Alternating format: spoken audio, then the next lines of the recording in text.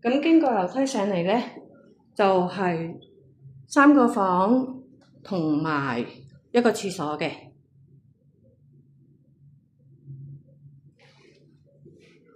咁我哋可以睇呢個房先。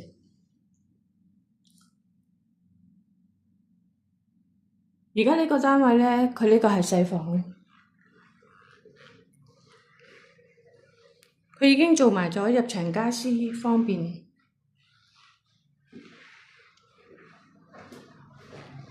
咁而呢兩個房咧都係平均啲嘅。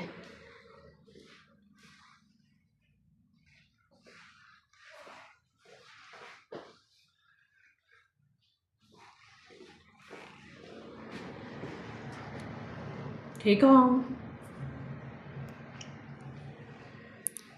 咁再上去咧就係個頂雜物房啦。